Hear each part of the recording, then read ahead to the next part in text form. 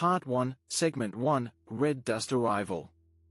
The Karoo stretched endless and cracked before Ethan Viljoen, a desert that shimmered like a dying furnace. The afternoon sun sat swollen and low, bleeding through the ochre haze as his pickup rumbled along the gravel track. Every few minutes the road vanished under red dust, and for a heartbeat it felt like he was driving through smoke instead of air. He glanced at Lara beside him, her pale hand steady on her lap, her eyes fixed on the horizon. Her silence had weight. Since leaving Cape Town, she'd said almost nothing. Not about her uncle, not about Doringkraal, not about why the sky looked bruised even in daylight. "You sure he's expecting us?" Ethan finally asked. Lara's mouth twitched. Hendrik's always expecting someone. That's the problem. The sign for Doringkraal Farm emerged like a scar in the dust, metal, rusted, riddled with bullet holes. A springbok skull hung from it, its horns wrapped with faded red cloth that fluttered in the wind. Ethan slowed. "That's charming." "Tradition," Lara murmured. When they reached the farmhouse, Ethan almost mistook it for a ruin. The structure leaned against the wind like a wounded thing, stone walls sun-bleached white, roof patched with corrugated metal. A dozen wind chimes made from bone and wire clattered in the dry air. Hendrik was waiting on the porch. A tall man, stooped from the shoulders, his face like dried bark and eyes the color of rust. He wore a butcher's apron smeared with something dark. "Lara," he greeted, voice rasping. "You've brought him." Ethan extended a hand. Hendrik ignored it. His gaze lingered on Ethan's wrist, on the tattoo there, a geometric mandala, the remnant of his city life. "Art," Hendrik said, not as a compliment. "You make pictures of machines, eh?" "Digital art," Ethan said, trying a smile. "Mostly commercial." Hendrik snorted. "No machines here, boy. Only bone, blood, and stone. The old ways don't die in the Karoo." Inside, the farmhouse smelled of tallow and old meat. No mirrors anywhere. Animal skulls lined the shelves like trophies. Lara showed him to a room at the back, small bed, cracked basin, a window that looked toward the hills. That evening, while unpacking, Ethan noticed something outside, a wooden rack near the barn, hung with fresh meat. Strips of springbok, glistening red. Hendrik was standing there, cutting something with a cleaver. His movements were slow, almost ceremonial. Later at dinner, Hendrik served the meat roasted and glistening. "Eat," he said. "You need Karoo in your blood." Ethan hesitated. "What kind of meat is it again?" "Springbok," Lara said quickly. Her tone was too rehearsed. He took a bite. The taste was metallic, almost electric. Heat spread across his tongue, down his throat. Hendrik watched him chew, eyes glinting in the lamplight. "Good," the old man said softly. "The desert knows you now." That night, Ethan couldn't sleep. The walls creaked, and the wind howled through the chimes like distant voices. Around midnight, he heard footsteps in the hall. Heavy, deliberate. He rose and peeked out, no one there. Then a faint tapping on the window. 3 knocks. He froze.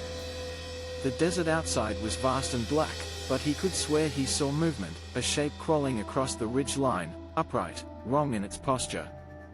He whispered, "Lara?" No answer. By morning, the shape was gone, but the window was marked, faint streaks of red dust and something darker. Breakfast was worse. Hendrik hummed tunelessly while crushing herbs in a pestle. Lara was pale. Ethan's stomach burned from the previous night's meal. "Maybe it was undercooked," he muttered. Hendrik chuckled. "Maybe it was alive." Ethan forced a laugh, but it didn't reach his eyes. When Lara left to fetch water, Hendrik leaned closer. "You dreamed last night?" Ethan blinked.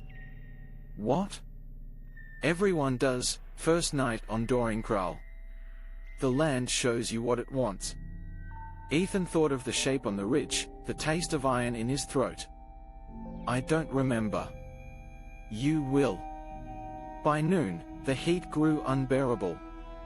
Ethan walked beyond the barn, sketchbook in hand, searching for shade. The desert rolled outward, dry grass, bleached stones, the faint shimmer of something metallic far off. He thought it was a mirage until he saw the fence, old barbed wire leading toward a shaft in the earth. A mining tunnel. The deep vein mine. He approached cautiously. The air grew cooler, metallic. Around the mouth of the shaft, something caught his eye, a circle of bones half buried in dust. Human-sized femurs, polished white, arranged like ritual spokes. He stepped closer. The smell hit him, a mix of iron and rotting herbs. Footsteps behind him. Lara's voice, tight. You shouldn't be here. He turned. Why? What is this? Old ground, she said. Hendrik uses it for hunting rights. Those aren't animal bones. She looked away. Some things you don't ask about, Ethan. Not here. That night, the blood moon rose. It wasn't supposed to, not for another month, according to the almanac. Yet the sky above Doringkraal split open with color. The moon bled red, deep as rust, and every shadow seemed to stretch longer than it should. Ethan woke choking, mouth dry, throat raw. His skin felt hot. He stumbled to the basin and splashed his face. In the water, his reflection looked wrong. The whites of his eyes glowed faint yellow, and when he bared his teeth, the edges were sharp, not jagged, but grown. Lara, he called. She appeared in the doorway, calm, holding a clay bowl. It's starting, she said softly. Don't fight it. It's just the land taking you back. What the hell are you talking about? She stepped closer, her expression unreadable. You ate the blood. It's in you now. Ethan backed away. You knew? You.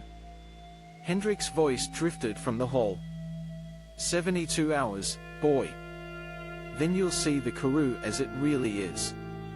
Ethan ran for the door, but the night outside was alive, wind screaming through the chimes, the moon painting everything in arterial red. From the barn, he heard something move, heavy, quadrupedal, breathing wetly. He turned toward the horizon.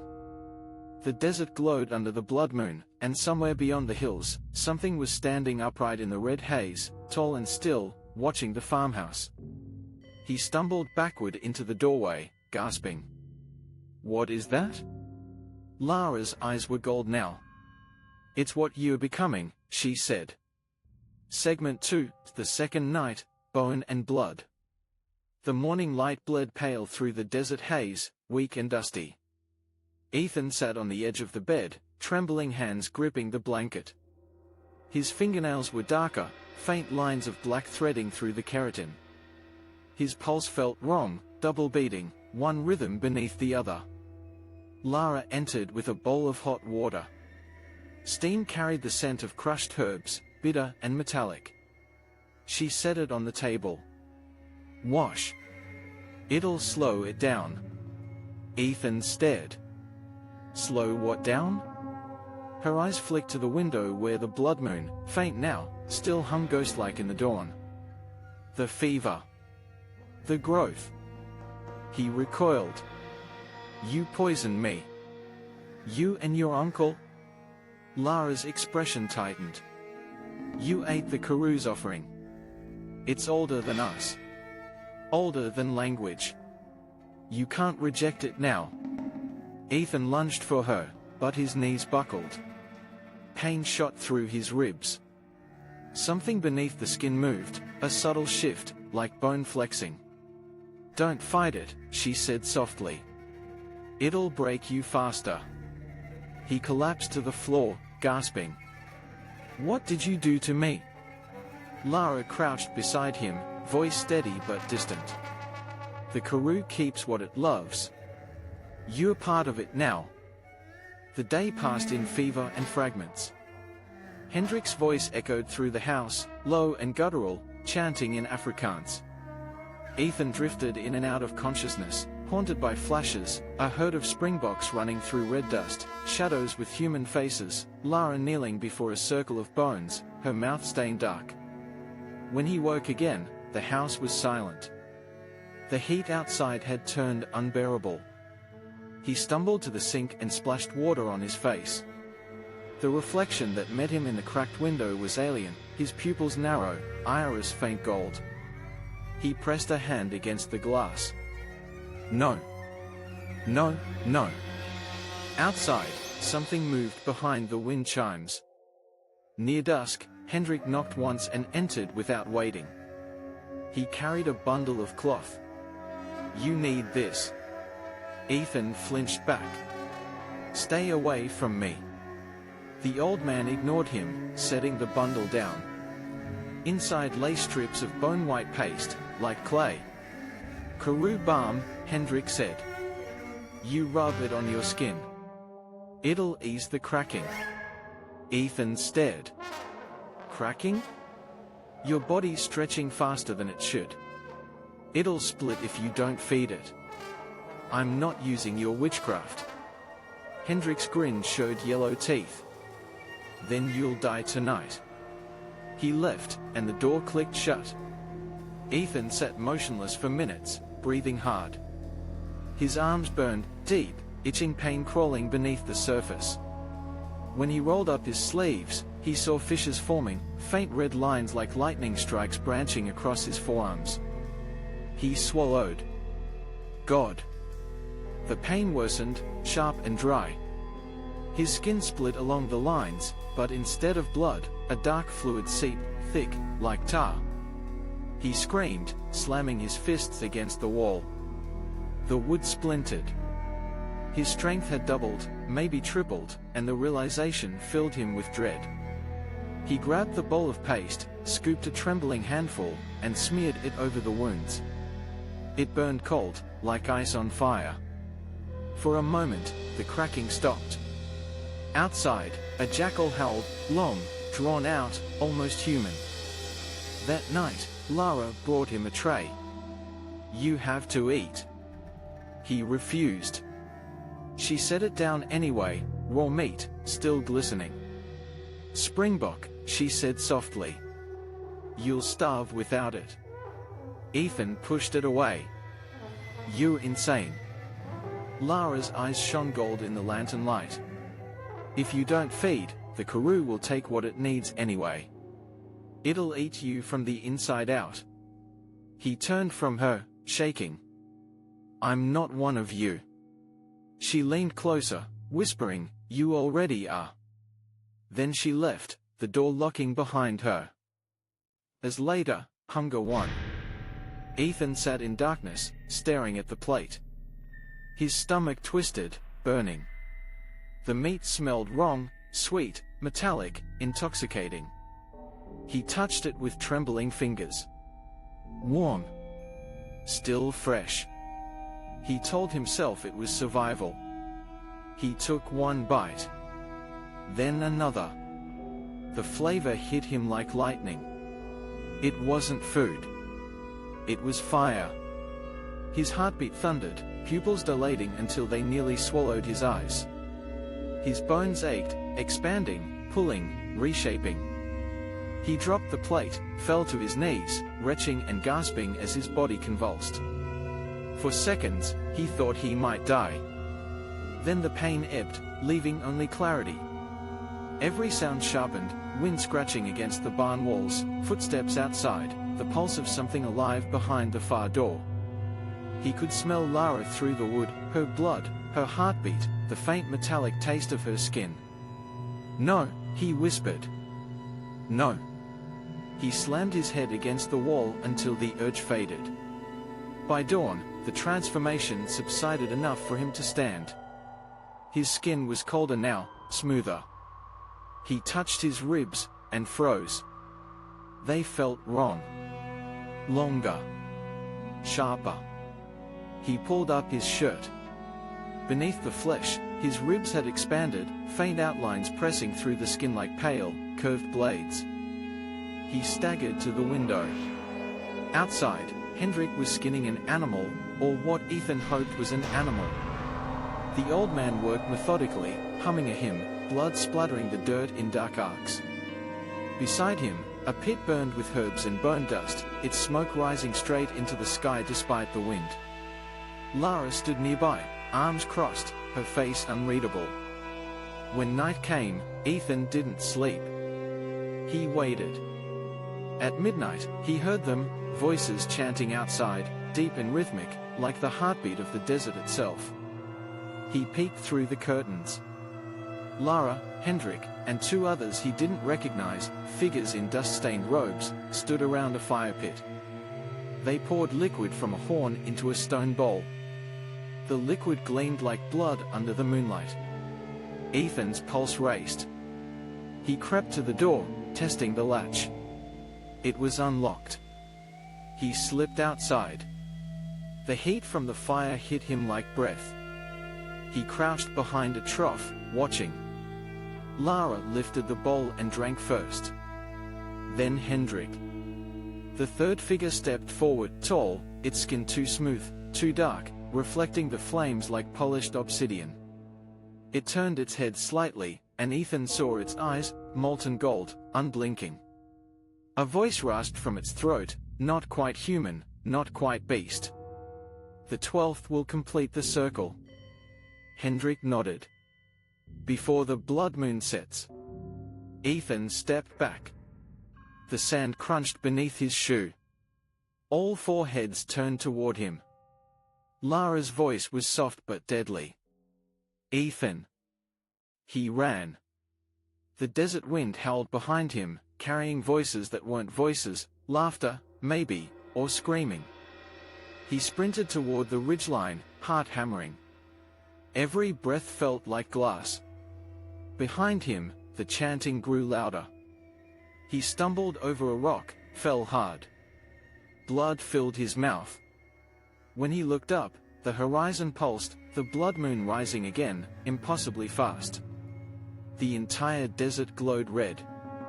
Then he heard it, the whirring of rotors. A helicopter. He looked up to see a black shape slicing through the sky, searchlight cutting across the plain. It wasn't rescue. It was hunting. A voice crackled over distant speakers, Subject 12 located. Containment protocol initiated. Ethan froze. What is this? Lara's scream echoed behind him, furious, inhuman. The helicopter light locked onto him. And the desert exploded into motion. Segment 3, Blood and Fire, the first escape attempt. The helicopter's red searchlight carved a wound across the Karoo night. Ethan sprinted through the scrub, boots pounding cracked earth, lungs burning. The wind screamed around him, carrying the smell of dust, iron, and something older, something alive. A bullet cracked overhead, sparking off the rocks. He threw himself behind a ridge, heart slamming. The sand vibrated with the low thump of rotors circling above. He pressed his bleeding palm into the ground, whispering, "Come on, keep moving." The desert answered with silence.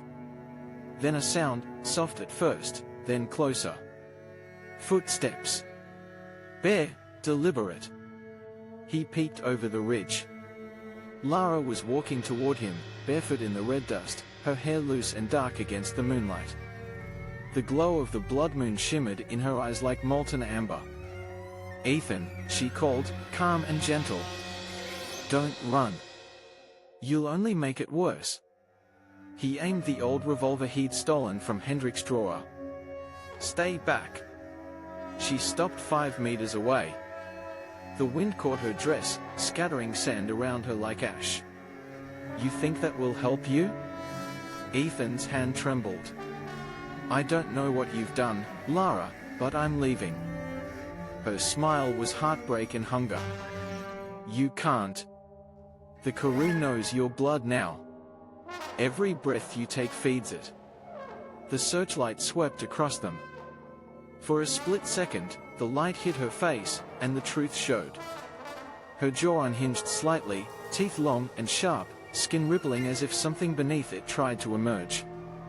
Ethan fired. The shot echoed across the desert. Lara fell back, clutching her shoulder.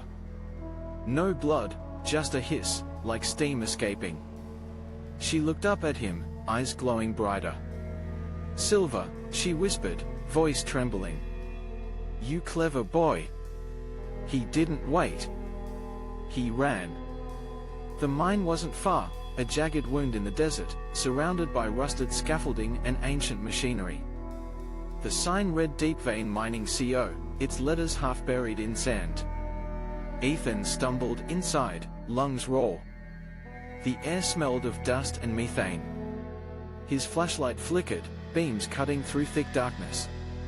He whispered to himself, "Think. Think." The plan formed between heartbeats: find tools, find the shaft exit, get out before dawn. But the echoes told him he wasn't alone. Something scraped against metal in the tunnels below. A low hiss drifted through the dark. He tightened his grip on the revolver. "Stay back," he said, though to whom, he didn't know. The sound came again, closer this time. A shape moved just beyond the light. For a moment, he thought it was Hendrik, until it crawled across the wall like an animal. Its limbs were too long. Skin too black. Eyes burning gold. Ethan fired twice. The bullet sparked against stone, missing. The creature vanished into the dark. He turned and ran deeper. The tunnels closed around him like veins. He reached an old storage chamber lined with rusted barrels. A faint hum filled the air, methane built up. He froze, realizing the smell. His mind raced. Silver. Fire. Gas. He tore open his backpack and pulled out the small silver chain, his mother's pendant. The last thing that still felt human. "Sorry, Ma," he whispered. He smashed the pendant against a rock, bending it flat, then began loading fragments into spare shells. The revolver clicked, improvised silver bullets. Footsteps again. Slow. Measured. Lara's voice echoed through the tunnels. "Ethan, come out. It's almost dawn. Let me help you."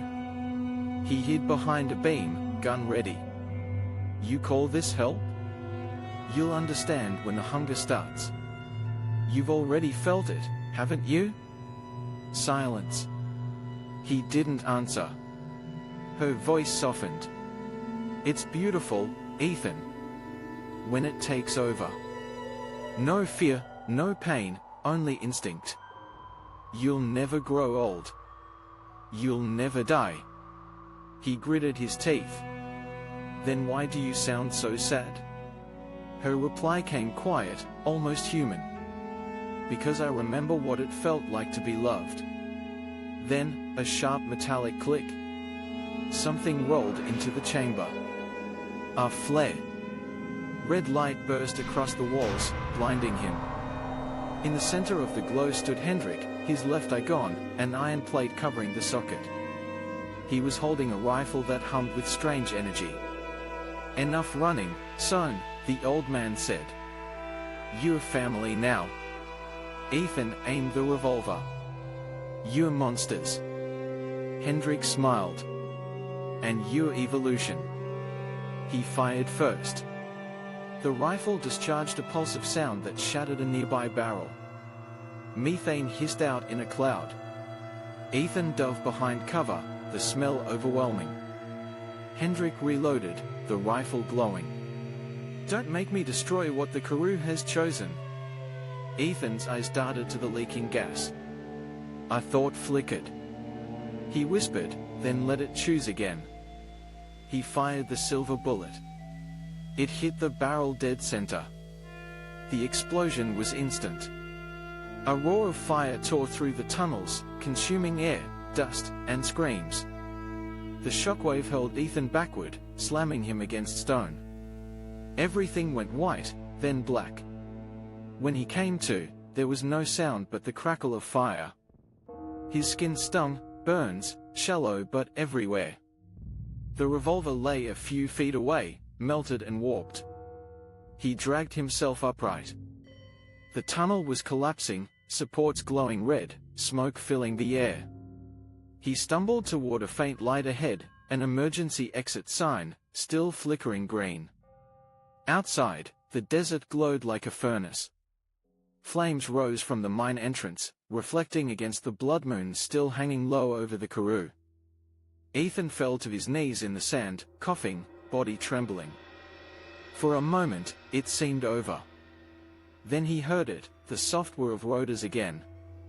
The helicopter, still airborne.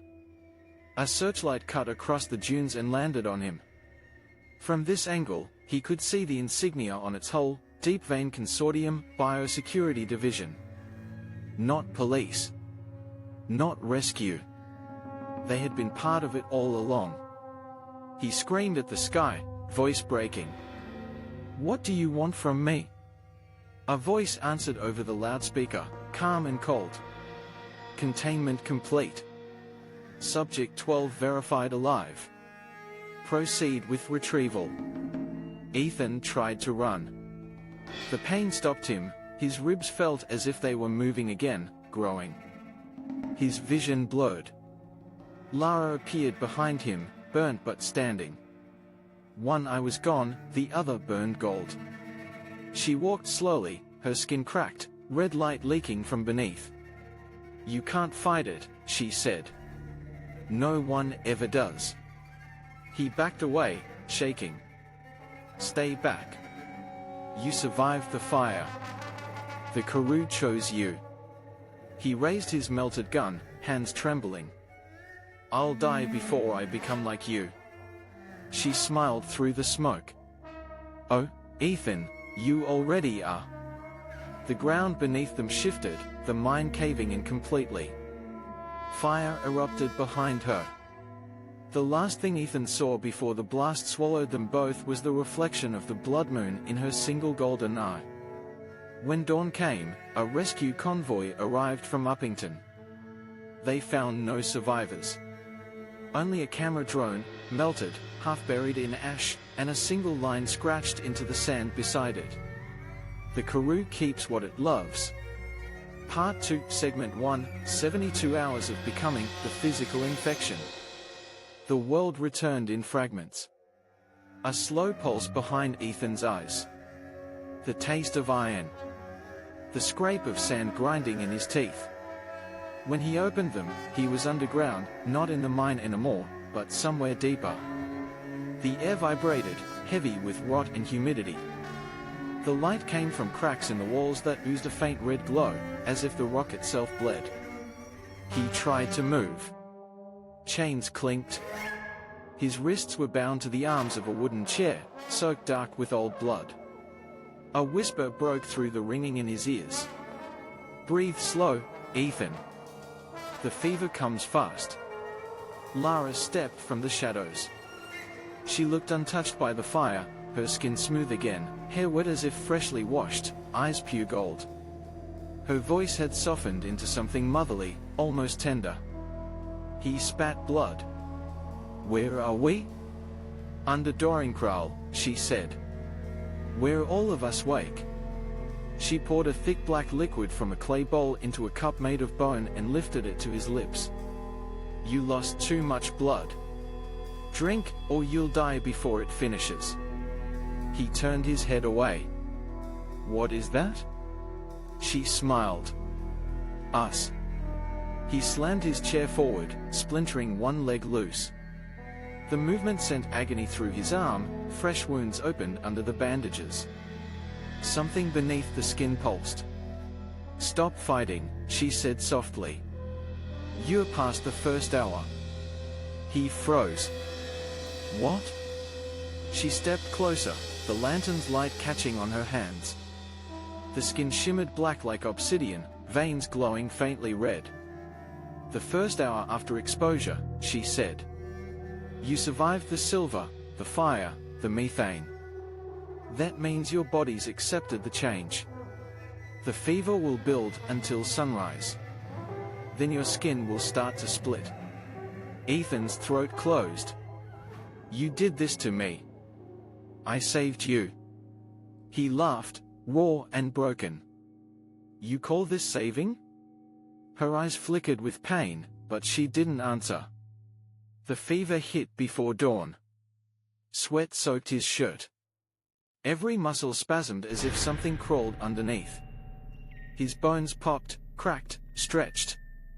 He screamed until his voice went raw. Lara stood beside him the whole time, whispering in Afrikaans, fragments of prayers, curses, maybe both. Hu vas, my liefde, stay with me. He thrashed until the chains cut into his skin. Then the shaking stopped. He slumped forward, gasping, chest rising like a bellows. When he looked down, the skin on his forearms had turned almost translucent, the veins underneath glowing faintly gold. No, he whispered. No, no. It's beautiful, Lara said. He lifted his head, tears mixing with sweat. Beautiful? You turned me into something eternal. He spat, missing her cheek by inches. Something inhuman. For a moment, silence. Then she leaned close, so close he could smell the metallic sweetness of her breath. Tell me, she said quietly. Wasn't that what you always wanted? To create something that would last forever? You painted it. You dreamed it. Now you're living it. He closed his eyes, shaking. You killed me. She pressed her hand against his chest, feeling his heartbeat through his ribs. No, Ethan. I made you endless. As blurred. The fever broke only to rise again. He drifted in and out of consciousness, haunted by flashes of Hendrik's burned face, of the desert aflame, of the blood moon pulsing like a heartbeat in the sky. He woke to find the chains gone. The chair sat empty beside him. He was lying on a stone floor, the air thick with incense and rot. Around him, 12 figures in robes formed a circle, all with gold eyes glowing faintly under the torchlight. At the center stood Hendrik, his missing eye covered by a silver-plated patch. Brothers, he said, voice echoing off the chamber walls. The 12th has risen. Ethan tried to sit up, but his limbs felt wrong, too long, too heavy. The sound of bones grinding filled his ears. Lara knelt beside him. You almost there. Don't fight it now. He grabbed her arm, nails digging in. Why me? Because you came willingly, she said. You stepped into the Karoo and it saw you.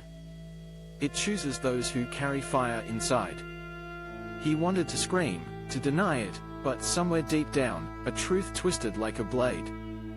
He had been searching for something, hadn't he? Something bigger than himself.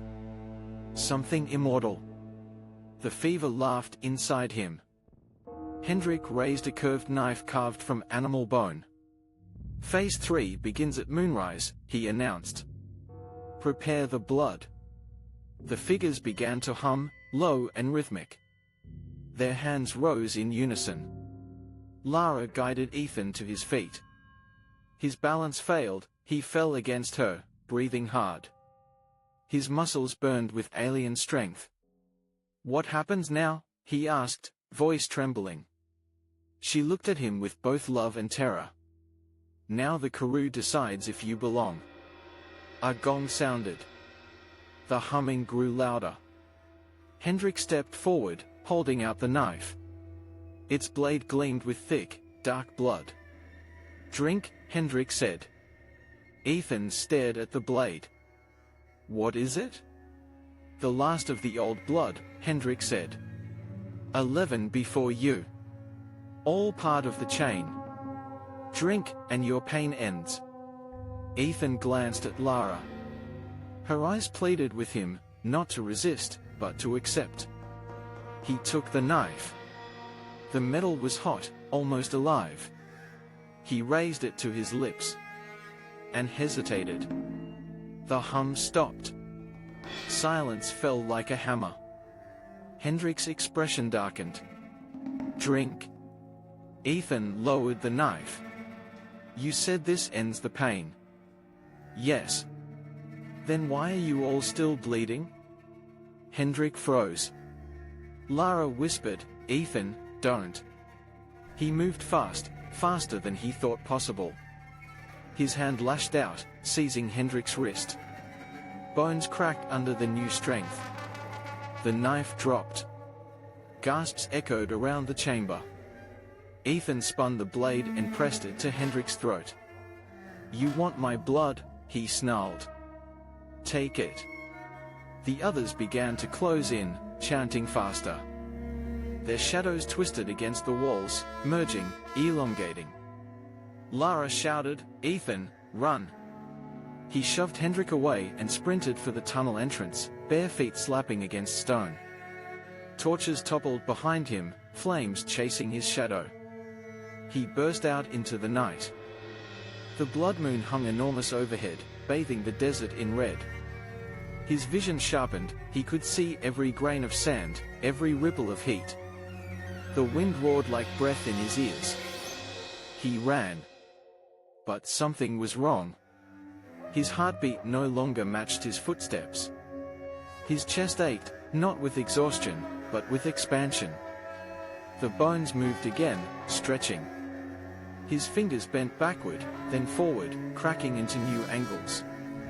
He fell to his knees, screaming. From behind, Lara appeared, her silhouette framed by the burning entrance. Ethan! He looked up, tears streaking his face. It's inside me. She knelt, cupping his head. Let it finish. You can't stop halfway. I don't want this. You already have it. He looked into her eyes, saw no cruelty there, only grief. Then his reflection, faint, gold, in her tears, blinked half a second slower than he did. He pushed away from her and stumbled to his feet. No. Not yet. The sound of engines rolled over the hills, the helicopter again, coming in low. Its red light swept across the dunes, catching Ethan in mid-run. Through the loudspeaker came the voice again. Subject 12 confirmed. Retrieval commencing. He ran faster. His skin burned, splitting along his shoulders, revealing something dark and luminous underneath. The helicopter descended, kicking up storms of red dust. Hendrik's voice carried over the roar of the rotors. Bring him back alive! Ethan screamed and kept running into the dunes, the blood moon painting everything crimson, sky, sand, flesh. His shadow stretched longer than it should have, moving ahead of him, almost human, almost not. And then it stopped running, while he didn't. Segment 2, The Hunt Under the Blood Moon. The Karoo was no longer quiet. Helicopter rotors pulsed like thunder overhead, echoing off rock formations that gleamed in the blood-red light. Every surface, sand, bone, steel, glowed faintly as if alive. Ethan stumbled through the scrub, his breathing uneven, the pulse in his chest louder than the engine in the sky.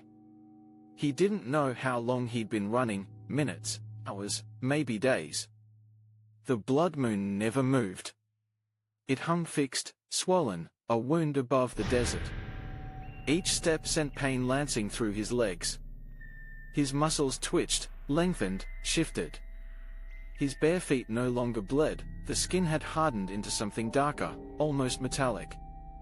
He reached a ravine lined with fossilized roots and dropped behind a boulder, gasping. The air shimmered, thick with heat and dust. He pressed a hand to his ribs, they moved beneath his skin, expanding, knitting themselves into new patterns.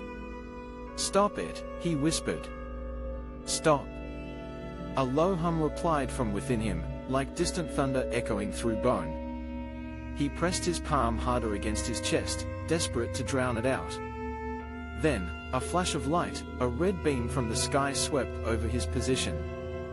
The helicopter's loudspeaker boomed. Subject 12 located. Prepare containment. He rolled to the side just as the ground erupted. A concussive blast of sand and rock flung him off his feet. He hit the ground hard, head spinning. Through the haze he saw figures moving, men in black suits with glowing visors, carrying rifles that hummed like tuning forks. "Hold position," one shouted. "Do not fire, he's still viable." Ethan scrambled up and ran.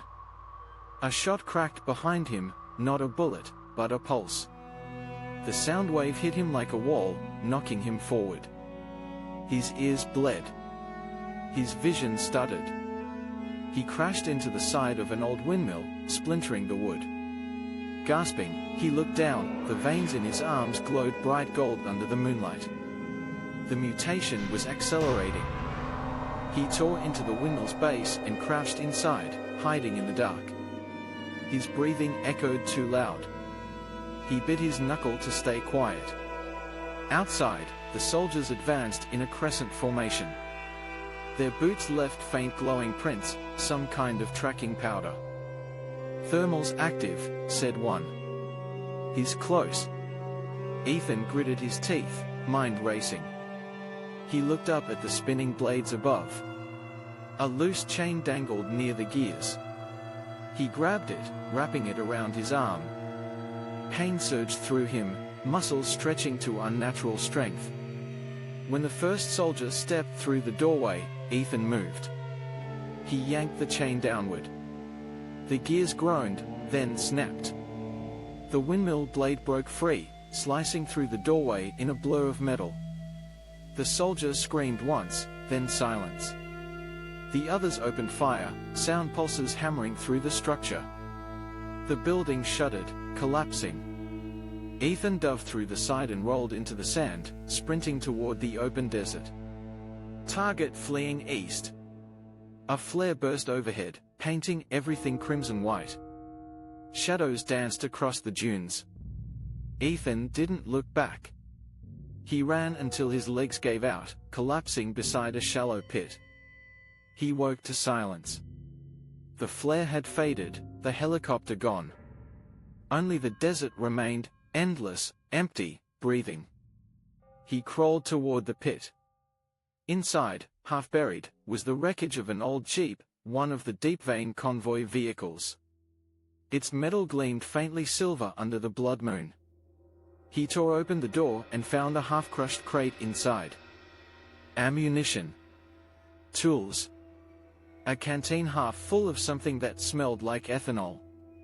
"Silver," he muttered. He poured through the box, fingers trembling until they found what he needed, a single silver wrench, engraved with the mining company's emblem. He laughed, hoarse, unhinged. "Not bullets. But it'll do." He ripped off a strip of his shirt and wrapped it around the handle, turning it into a crude grip. Then he saw his reflection in the jeep's broken mirror. For a second, he didn't recognize it. The skin along his neck had darkened into an oily black sheen, like volcanic glass. His pupils had narrowed to slits.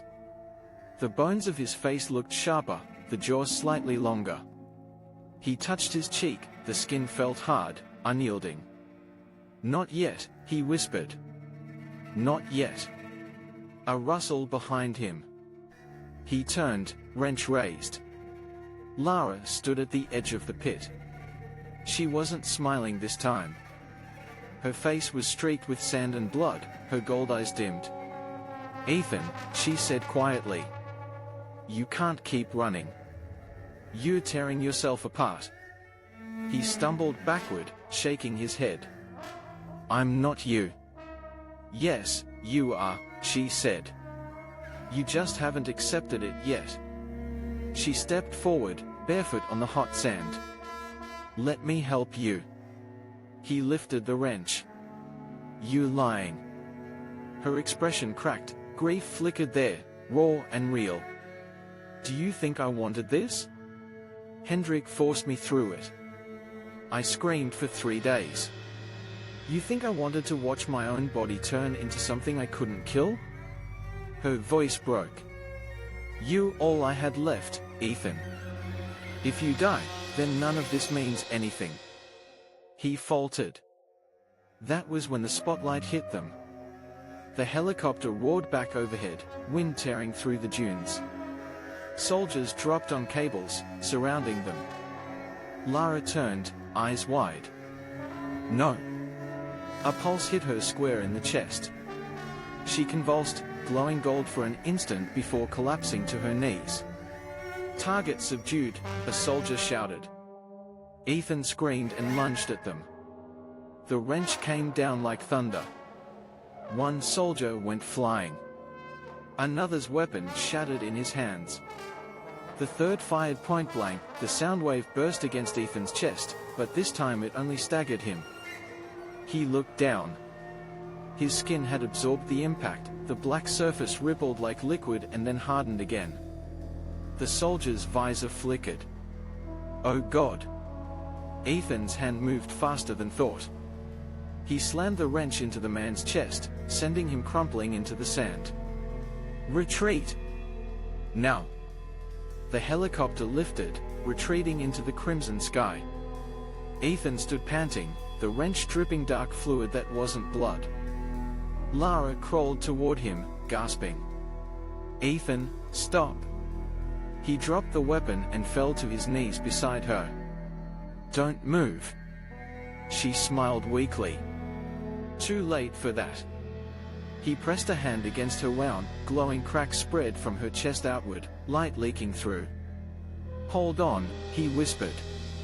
She looked up at him, eyes half closed. You'll understand soon. It's not death. It's continuation. Then she went still. The glow faded, leaving only a faint shimmer beneath her skin. Ethan's hand shook. No. The blood moon's light brightened. Shadows lengthened. And then, her eyes opened again. Pure gold. Hello, love, she whispered. He stumbled back, horrified. Her body rose slowly, unnaturally, sand falling from her hair. She smiled, the same smile she'd had in the farmhouse, before everything burned. The voice that came out was hers, and not. You can't escape what you've become, Ethan. The Karoo doesn't lose its children. He turned and ran, sprinting into the dunes, every breath a scream. Behind him, the sound of her footsteps followed, steady, deliberate, too close. By the time the blood moon reached its zenith, Ethan collapsed beside a salt flat shimmering with heat. His reflection stared back at him from the surface, not human, not yet monster. The eyes burned faintly gold. His ribs shifted with each breath, expanding, reshaping. He fell to his knees, pressing his hands into the salt. Please, he whispered to no one. Let me wake up. The salt beneath his palms began to smoke. His fingerprints burned away. From somewhere far off came the whine of engines, not helicopters this time, but something lower, faster. Then, over the ridge, came the headlights. A convoy of black armored trucks, engines growling. On the side, Aurora Biologics, Field Division. Ethan squinted, eyes narrowing. The same insignia as the lab crates he'd found in the mine. A door opened. Hendrik stepped out, rifle in hand, his silver eye gleaming under the moon. Come home, son, he said softly. It's time for the ritual. Ethan looked from him to the sky, to the red moon glowing like an open wound. The hum inside his chest answered. He rose slowly, his shadow stretching long across the salt, pulsing with red light. Hendrik raised his rifle. Don't make me. Ethan smiled. You can't kill what you built. He moved, faster than wind. The salt exploded beneath his feet. The truck's headlights shattered in a burst of red mist. And under the blood moon, the hunt turned. Segment 3, The Blood Moon Ritual. The desert sang that night. Not with wind or insects, but with a low, throbbing vibration, a pulse rising from the red earth itself. The salt flat shimmered under the blood moon like a vast mirror of blood. Ethan stood in the center, skin gleaming obsidian black under the crimson sky. His breath misted faintly in the heat. He could taste iron in the air. Across from him, Hendrik waited. The older man looked both regal and monstrous, his skin tattooed with old scent sigils, his right eye replaced by a silver disc that caught the moonlight like a lens. Around him, the Aurora Biologics convoy formed a ring of dim white lights, machines humming softly, cameras whirring. And next to him, Lara. She stood still, her white dress torn, her hair coated in dust. Gold veins traced her arms and neck, glowing faintly like magma under skin. "Ethan," she said softly, voice trembling. "It's time." He shook his head. "You're not her anymore." "I'm more her than ever," she replied. "I remember everything. Every night, every promise. The Karoo doesn't erase, it restores." Hendrik stepped forward, hands raised. "You think this is a curse, boy. But this," he gestured to the desert, to the glowing salt, "is rebirth. We were dying, forgotten by the world.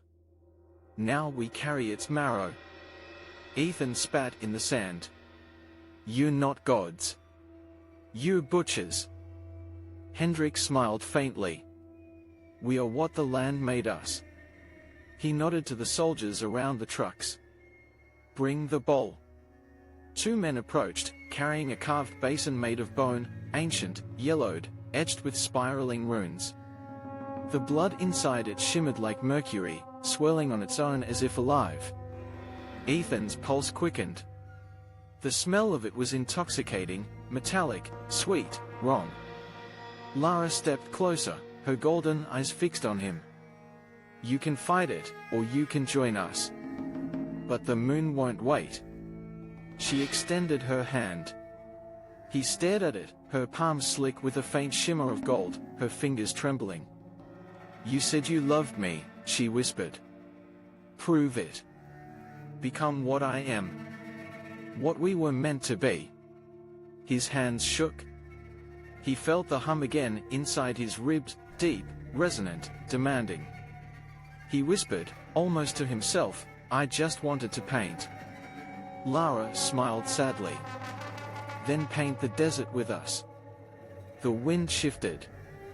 The lights from the trucks flickered and died, one by one, leaving only the blood moon above. A silence fell, deep, heavy, suffocating. Hendrik began to chant. The words were old Afrikaans mixed with something older, Khoisan syllables reshaped by centuries of whispered rituals. The air around him thickened, shimmering with heat. The blood in the bone bowl lifted, rising like smoke. It twisted in the air, forming symbols that glowed crimson against the night. Ethan felt his body responding. His bones vibrated to the rhythm. His heartbeat synced to the chant. He tried to move, to run, but his muscles locked. Lara stepped into the salt circle and took the bowl in her hands. The blood coiled up her arms like living threads, wrapping around her veins. She lifted it toward him. "Drink." His throat closed. He could taste it already, though it hadn't touched his lips. Metallic, hot, alive. She pressed the rim against his mouth. "Drink, Ethan." The first drop hit his tongue, and fire exploded behind his eyes. He screamed. The world convulsed. The salt cracked beneath him. His spine arched backward as his skin split along his shoulders, red light pouring out like molten glass. His vision fragmented, flashes of desert, bone, blood, the moon's impossible red glow filling his skull. He saw memories that weren't his, generations of rituals, bones arranged in spirals, bodies dissolving into sand and reforming into blackened silhouettes. He saw himself among them, a figure of glass and smoke, towering over the dunes. He tried to stop it, to spit the blood out, but his jaw no longer obeyed him. Lara's voice reached him through the static. "It's all right. Let it happen." He convulsed once more, and the sound that came from him wasn't human. It was a roar and a prayer and a scream, all at once. The desert answered. The ground split in a perfect circle around the ritual site, glowing red-hot. The truck sank half a meter into the earth. Soldiers screamed as their weapons melted. Hendrik raised his arms higher, his own skin cracking open to reveal the gold veins beneath. "He's the 12th," he shouted. "The cycle is complete." Lara laughed, a sound like wind tearing through hollow bones. "We are home." Ethan fell to his knees, gasping, his chest glowing from within. His ribs pushed outward, reshaping, curling like branches of coral. His eyes burned gold. "Stop," he choked. "Please." The desert did not stop. The glow expanded, a shockwave of red light spread outward from his body, racing across the flats. Everything it touched shimmered and liquefied, transforming. Dead shrubs regrew in seconds, blooming with crimson flowers. Bones buried beneath the sand rose, spinning into the air like dust motes. And the blood moon pulsed brighter, as if feeding. Then, silence. Ethan opened his eyes. He was standing, but the ground felt miles below him. His perspective shifted with every blink, his vision stretching too far, his breath resonating in the stones. He looked down. His arms were black as obsidian, the veins glowing gold like molten rivers. His reflection rippled in the salt, not human, not creature, but something vast and aware. Lara stood before him, tiny now. She smiled up at him, tears in her golden eyes. "You're beautiful," she whispered. He tried to speak, but his voice came out as thunder. "What have you done?" She reached out, touching his chest. "We gave you what you were always painting, eternity." He recoiled, and the wind responded, a violent gust tore through the desert, sending trucks tumbling like toys. Hendrik clung to the ground, shouting prayers lost in the roar. Ethan's body trembled. Cracks appeared across his arms, leaking light.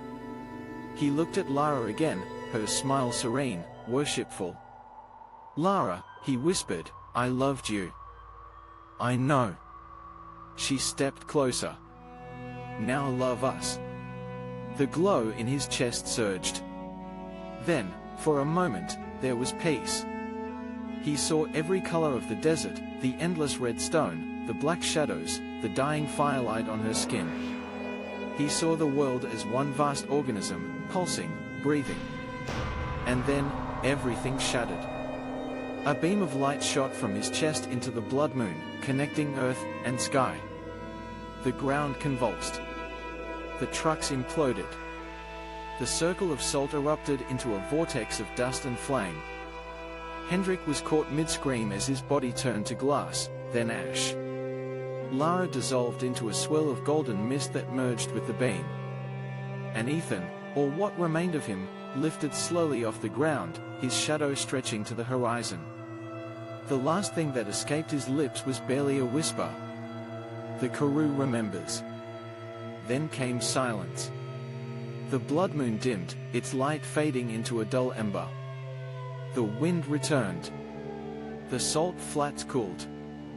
Where the ritual had taken place, only one thing remained, a black crater, smooth as obsidian, still faintly glowing at its core. 3 hours later, a drone from Aurora Biologics hovered above the site. Its sensors recorded residual heat signatures, radiation spikes, and something else, a pulse, rhythmic, faint, buried beneath the rock. A heartbeat. Then, faintly, a voice came through the static of the transmission, distorted, male, whispering in Afrikaans. Day 3. The blood moon fades.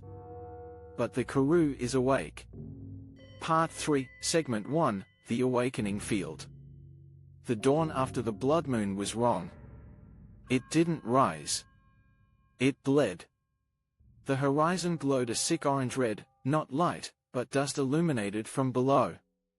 The salt flats shimmered like a wound slowly closing over. Every few seconds, the ground twitched, a faint tremor, as if the earth were breathing in its sleep. 50 kilometers east of the crater, Aurora Biologic Station G7 sat silent. The solar panels were dark with ash.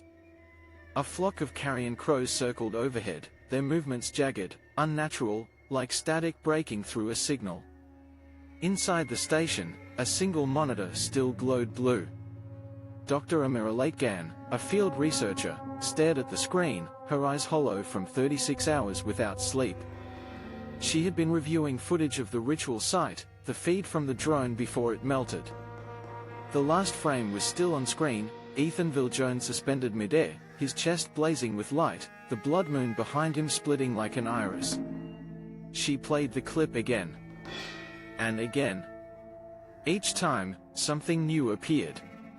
The outline of his body changed slightly, a shift in limb length, a flicker of reflection, the suggestion that he was still moving, despite the video having been frozen for 12 hours. She leaned closer. Her breath fogged the glass. Then the feed glitched. A flash, red, then white. The speakers hissed with faint, lead whispers. At first, she thought it was static. Then the whispers shaped into words. Day 4. We are not gone. She froze. The voice was distorted, deep, echoing, but unmistakable. Ethan. She hit stop. Pulled her headset off. The hum in the floor continued, faint but rising, like a second heartbeat under the concrete. Jacobs, she called. No answer. She crossed the narrow corridor toward the lab. The fluorescent lights above flickered, their hum out of sync. Inside the lab, equipment lay in disarray, microscopes tipped over, blood samples spilled across the tile. One wall was smeared with handprints, dark red, dried. And in the center of the room lay Jacobs, her assistant. Or what was left of him. He was on his knees, facing the wall, hands clasped in front of a portable screen still looping the ritual footage. His skin had hardened into a glossy black shell, veins glowing gold beneath. His face was turned upward, eyes wide, mouth open in silent worship. The air reeked of iron and ozone. Amira backed away slowly. Oh God! His body shifted. The neck creaked. Then, faintly, a sound escaped his throat. The Karoo remembers. She ran. Outside, the wind was rising again. The sand had turned darker overnight, red bleeding into black. It clung to her boots like ash. The comm tower loomed on the ridge, its dish twisted by heat. She scrambled up, wiping sweat from her face. The air felt heavy, wet, wrong for a desert morning. She reached the console and tried to activate the uplink. The screen flickered, lines of distorted code spilling across. Uplink error. Signal interference detected. Source, unknown biological frequency. Biological, she muttered. The radio crackled to life. A male voice, American accent, controlled but tense. Station G7, this is Aurora Command. You're not authorized to transmit. State condition. This is Dr. Lategan, she said, trying to steady her breath. We've had a containment breach. The field readings are off the charts, geological, electromagnetic, biological. I need evac immediately. A pause. Static. Then. Negative, doctor. The site is quarantined. Satellite confirms heat surge radius expanding 20 kilometers. You are inside the awakening field. Do not attempt to leave. Her throat went dry. Awakening field? What are you talking about? Phase 4 has initiated. Stay indoors. Whatever you do. The voice cut off. The radio emitted a low tone, a pulse that matched her heartbeat. The tower lights flickered in time. She stepped back. The sand beneath her boots vibrated. Something was moving beneath the surface, a ripple traveling outward, like something massive turning in its sleep. By noon, the temperature had dropped 20 degrees. Clouds gathered, not white, but dark red, like rust-filled smoke. The air buzzed with static electricity. Amira had sealed herself inside the storage bay, surrounded by fuel drums and ration crates. She clutched her tablet, watching the environmental sensors go haywire. Magnetic field, 440% above baseline. Soil conductivity, impossible. Heartbeat sensors, 37 detected within 50 meters. There were only 2 people registered at station G7. She muted the alert. The heartbeat readings continued, rhythmic, slow, too steady to be human. A metallic scrape echoed from outside.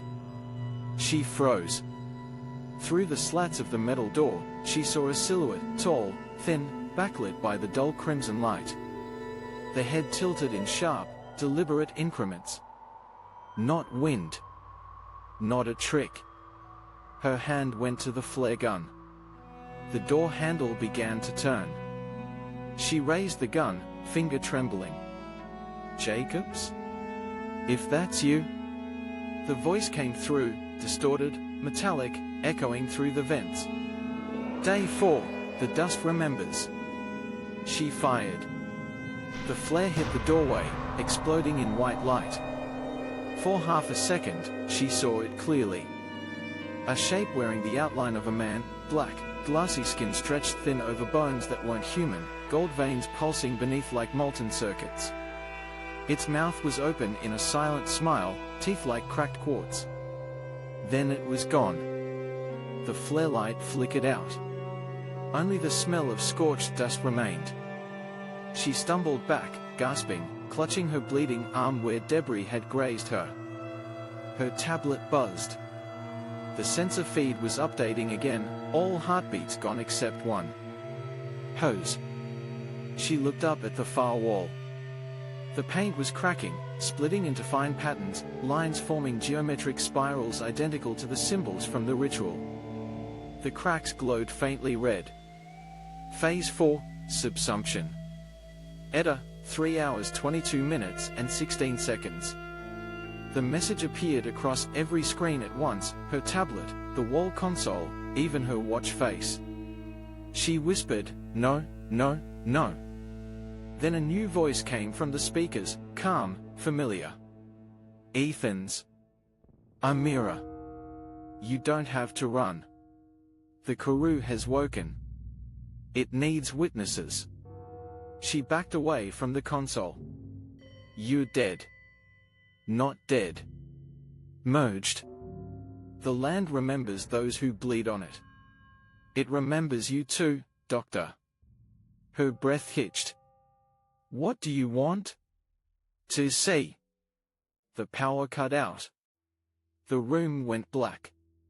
Outside, the desert groaned, a deep, rolling rumble that shook the fuel drums.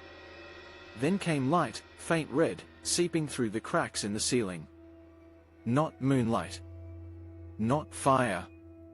Something pulsing from below. Amira dropped to her knees. She could feel it, a heartbeat in the sand. Slow. Constant. Eternal. And she realized the horror, it wasn't Ethan's heartbeat. It was the Karoo's. Segment 2, the spreading frequency. The first transmission reached the world at 3:12 Greenwich Mean Time. A 10-second clip, uploaded to a weather satellite channel, hijacking a routine broadcast over the South Atlantic. It began as static, a slow pulse of white noise. Then, buried under the hiss, a human voice spoke 3 words in Afrikaans. Die sand scene. The sand seas.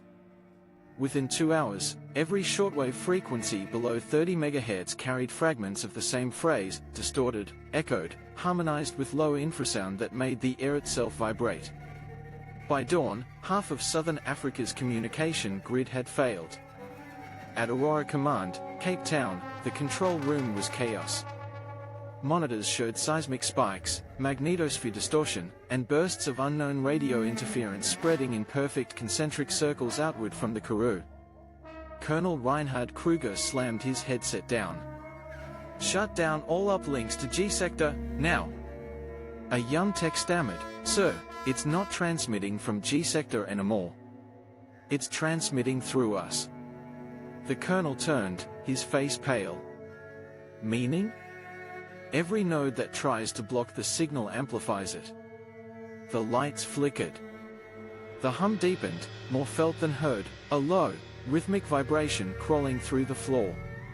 "Sir, it's matching human heart rate." 200 kilometers north, in the town of Calvinia, a gas station attendant named Marius Dutoit was watching the sky turn red when his radio crackled alive. He leaned over the counter, frowning. "KRRTCH. Day 1, eat the dust." "Just like," he muttered, reaching for the knob. The voice came again, louder, smoother. "Day 2, paint your bones white." The speaker cones rippled, as if breathing. Then they split, a fine line of light cutting through the fabric. He stumbled back, heart hammering. Behind the radio, the paint on the wall began to bubble, geometric cracks forming a circular pattern like a burning halo. Through the hole, something gleamed, wet, pulsating red. Marius screamed. No one heard him. The network cameras outside flickered and froze on his reflection, eyes gold, mouth open in silent laughter. Back in the desert, Dr. Amira Lategan was losing her grip. Her hair clung to her face in the heat as she trekked toward the ridge, clutching the flare gun. She hadn't slept in 2 days. The world felt slowed, muffled, as if wrapped in cotton. Her satellite receiver crackled again, this time with a woman's voice. "This is Aurora Emergency Command. All surviving personnel, the Karoo field has reached Tier 3 saturation. Evacuation is impossible. Shelter in underground spaces. Avoid all reflective surfaces and recorded media." Amira froze. Recorded? Why? The signal carries a mimetic contagion. Visual or auditory exposure triggers assimilation within 48 hours. Pause. The voice lowered. "If you can still hear me, Doctor, don't look at your own recordings. Ethan is using your equipment too." The transmission broke into static. Then Ethan's voice replaced it. "Amira, you almost home." She hurled the receiver into the dust. It hissed and melted, metal folding like paper. That night, every major newscast in South Africa suffered identical glitches. The anchors' mouths lagged half a second behind their words. Their pupils shimmered gold for a single frame. Some viewers noticed. Others didn't. By the time the broadcast reached replay servers, the frames had healed themselves. The next morning, #KarooBloodMoon trended globally. Clips surfaced on TikTok, shaky phone footage of red-eyed animals, people whispering strange hymns in unison, and a drone video showing a vast spiral glowing in the desert like an eye. No one realized the soundtracks embedded in the clips were subtly re-encoded versions of the original ritual frequency. Every share spread it further. Amira reached the outskirts of Vosburg, a ghost town swallowed by sand. The streets were lined with derelict houses, windmills creaking in rhythmic motion, as if pushed by invisible breath. Inside a half-collapsed chapel, she found survivors, 3 miners, a shepherd, and a teenage girl clutching a cracked phone. They stared at her warily as she entered. The girl whispered, "You came from the east?" "Yes," Amira said hoarsely. "I need to find a working vehicle." The girl's eyes darted to the window. "Don't stay long. At night, the sand talks." "What do you mean?" The shepherd answered instead, his voice flat. "It repeats what you dream." Outside, the wind howled. The girl handed Amira the phone. "Look." On the screen was a paused video, Ethan's face, pixelated, eyes glowing faint gold. "He keeps appearing between videos," she whispered. "Even when I delete them." Amira's hands trembled. She recognized the lab backdrop behind him. "We are the marrow of the land," the voice on the recording said. "And the marrow remembers." She turned off the phone. The screen stayed lit. "The Karoo sees you, Amira." At 10 p.m. that night, a massive dust storm rose from the desert, red lightning flickering within. Vosburg's power grid died. The sky pulsed in sync with the ground, every flash revealing figures moving within the storm, tall, skeletal silhouettes, bending and snapping like reeds. The miners barricaded the chapel door. The shepherd clutched his rosary, muttering prayers. Amira loaded the last flare. "If the storm reaches us, we move." The girl whimpered. "Where?" "Doesn't matter. Just away." A thunderclap, then the door creaked. From outside came a voice, a perfect imitation of the girl's. "It's safe now. You can open it." The shepherd shouted, "That's not her." The walls began to vibrate, plaster splitting in spirals. Amira raised the flare gun, firing through the door. The red light exploded outward, illuminating the storm. Dozens of shapes stood just beyond the threshold, black, glassy bodies, faces like polished obsidian mirrors reflecting her own terrified expression. They didn't move. They only watched. Then, in perfect unison, they smiled. By dawn, Vosburg was gone. Only the chapel remained, half buried in red dust. From above, seen by a reconnaissance drone, the sand around it had formed a vast spiral, etched perfectly into the desert floor, glowing faintly gold in the early light. The drone transmitted one last feed before its signal failed. In the center of the spiral, a single figure was walking north. Amira. Behind her trailed 7 silhouettes, half human, half glass. By the following week, Karoo interference had crossed oceans. Radio towers in Kenya began broadcasting faint hums. Satellite imagery glitched, topographical lines rearranging into spirals across deserts and mountain ranges. Airline pilots reported crimson halos visible at 40,000 feet. The world governments called it an atmospheric anomaly. But those who had seen the recordings knew better. The phrase biological frequency entered classified files. The term awakening field became an internal codename across NATO and the UN. And on the 8th night, during a global live broadcast from London, the reporter paused mid-sentence, eyes unfocused. He turned slowly toward the camera, smiled faintly, and whispered, "The Karoo has seen you." The feed cut to black. Segment 3, the last transmission. The world ended quietly. Not with war, or famine, or fire, but with recognition. Every signal, every voice, every pixel on every screen began to mirror the same cadence, a rhythm older than speech. By the second week, the Karoo frequency had spread across 90% of the planet's broadcast systems. It wasn't a virus. It wasn't even alive. It was something closer to remembrance, an echo of the Earth's marrow awakening beneath the electromagnetic hum. Inside a sealed underground relay chamber in Geneva, the last human engineers tried to contain it. Monitors blinked red across the board. Temperature rising. Signal density exponential. Dr. Helena Weiss, head of the emergency network, spoke into the MIC, "If anyone can hear this, we are severing all connections to the deep-wave satellites. This will be our final transmission." Her voice shook as the walls began to vibrate. A technician screamed. The static on the nearest screen formed words. "The marrow remembers." She stepped back, trembling. "Oh God." The lights flickered, dimmed to black. The hum shifted into a steady pulse, not mechanical, not random. Heartbeat. Meanwhile, far above the Earth, in a decaying satellite relay station, Dr. Amira Lategan floated weightless, her face lit by the pale reflection of the planet below.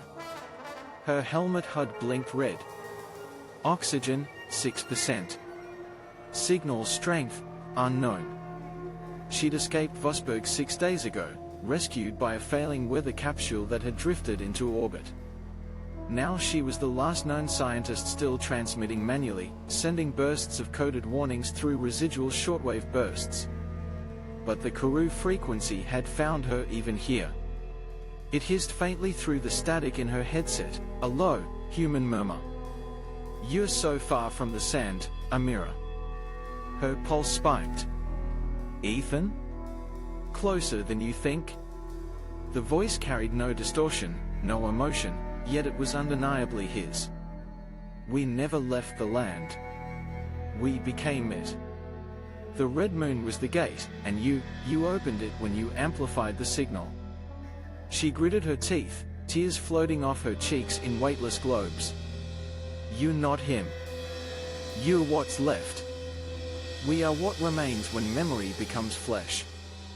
When sound becomes bone." Below her, Earth shimmered, streaks of crimson light bleeding across the continents like veins.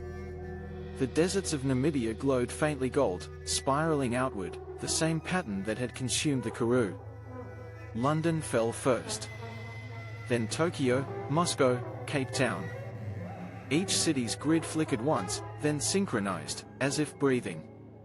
Drones hovered unmanned in perfect geometric orbits, lights blinking in rhythm with the hum that now spanned the entire planet. People didn't scream anymore.